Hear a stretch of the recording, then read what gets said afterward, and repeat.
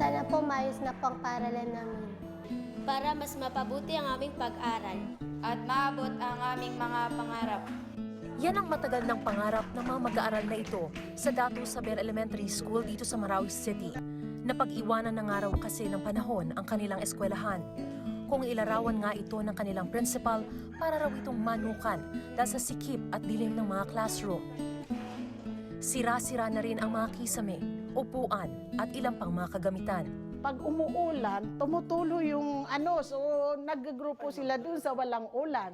Biglang may lumabas na lalaki dyan sa may bintana. Nag-aalboroto na. Maingay daw kami. Isa sa mga nag-aral dito ay si Jalaila at katunayan nakapagtapos na siya ng grade 6 ngayong Abril. Pero isa pa rin siya sa mga humihiling na maayos ang kanilang paaralan dahil dito rin nag-aaral ang dalawa niyang kapatid. Gusto ko ng magandang eskwelahan para maayos yung pag-aaral ng mga bata dito. Gusto niya rin daw matupad ang pangako niya sa kanyang kuya na makakapagtapos silang magkakapatid.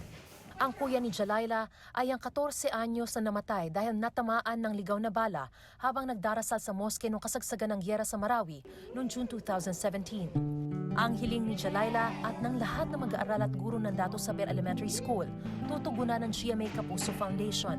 Ipapagawa na ang buong eskwelahan ng Datu Saber sa tulong ng Grant Assistance for Grassroots Human Security Projects ng Embassy of Japan sa Pilipinas. Heto nga at nagsimula ng maghakot ng mga kagamitan ng mga guro at estudyante para simulan na ang pagsasaayos ng kanilang paaralan.